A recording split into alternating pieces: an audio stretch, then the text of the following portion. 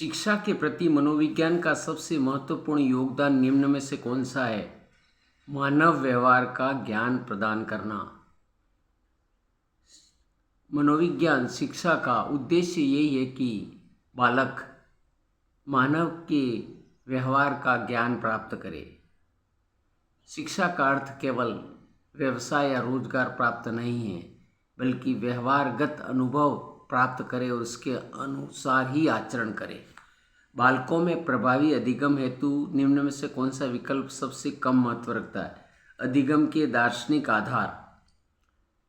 अधिगम के शारीरिक आधार हो सकते हैं। शरीर के आधार पर अधिगम, अगर स्वस्थ शरीर है तो अधिगम अच्छा हो सकता है।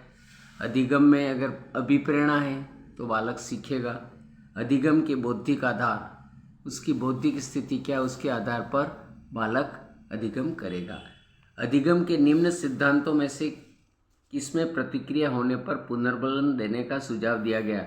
संबंध प्रतिक्रिया सिद्धांत। विद्यालय कार्य में स्थानांतरण की सर्वोत्तम विधि स्थानांतरण की शिक्षा देना। इस उद्देश्य के अध्यापक को पढ़ाते समय निम्न में से क्या ध्यान रखना चाहिए? कक्षा में सीखे ज्ञान एवं कौशल को अन्य स्थितियों में प्रयोग करने का अवसर प्रदान करना। बालक अगर सत्यता का पाठ सीखता है तो उसके अनुभव दूसरे मामलों में सप्रसंग महापुरुषों की जीवनी बताकर हमें प्रयोग करना चाहिए कि सत्यता का ज्ञान किस प्रकार स्थानांतरण किया जा सकता है और कैसे सफलता प्राप्त की जा सकती है। वाटसन के अनुसार शैशवावस्था में सीखने की सीमा और तीव्रता विकास की किसी भी अवस्था की तुलना में अधिक होती है।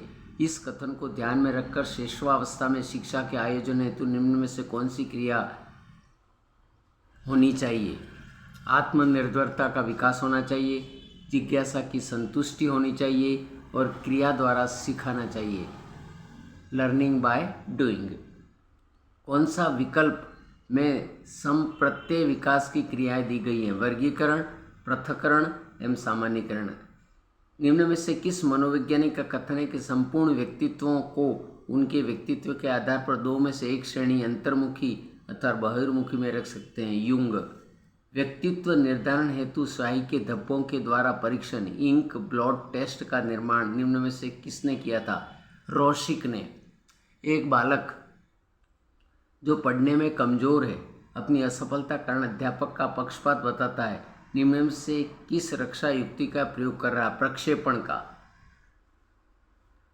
निम्न में से गिलफोर्ड ने कौन सा बुद्धि का सिद्धांत प्रतिपादित किया है? बुद्धि संरचना का सिद्धांत। एक बालक की आयु 12 वर्ष है। बिने का बुद्धि परीक्षण, बिने टेस्ट ऑफ इंटेलिजेंस क्वोशेंट करने पर वो 15 वर्ष के सामान्य बालक के समान अंक प्राप्त करता है। उसकी सही बुद्धि लब्धि कितनी होगी? 125 प्रतिभावान बालक होगा। सृजनात्मक एवं बुद्धि के सहसंबंध के बारे में निम्न में से कौन सा कथन सही है? सृजनात्मक होने के लिए प्राय औसत से अधिक बुद्धि होनी चाहिए। निम्न में से कौन से प्रेरकों का वर्गीकरण गेरेट द्वारा किया जाता है? दैहिक, मनोवैज्ञानिक एवं सामाजिक। कक्षा में प्रेरणायुक्त वातावरण बनाने हेतु अध्यापक को निम्न में से कौन सा कार्य करने चाहिए? अगर क्लासरूम में मोटिवेशन करना है तो क्या करना चाहिए? कक्षा में प्रथम आने वाले बालक को कमज़ोर बालकों की सहायता करने का अवसर देना चाहिए। जो होशियार बालक हैं वह कमज़ोर बालकों की सहायता करें। कमज़ोर बालकों को ध्यान और लक्ष्य की ओर स्पष्ट करना, उनका ध्यान केंद्रित करना, उनको पढ़ाई का लक्ष्य बताना, प्रेरणा का महत्व बताना। कमज़ोर बालकों की प्रशंसा करने के अवसरों का अधिक से अधिक प्रयोग करना।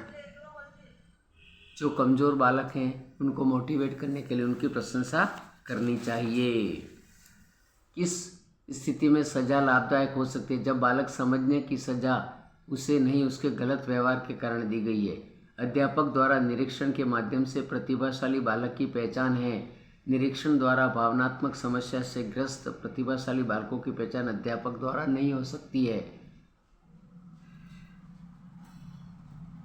व्यक्तिगत विभिन्नताओं के आधार पर शिक्षा हेतु निम्न में से कौन सा विकल्प? बुद्धि के स्तर के आधार पर बालकों का कक्षा विभाजन।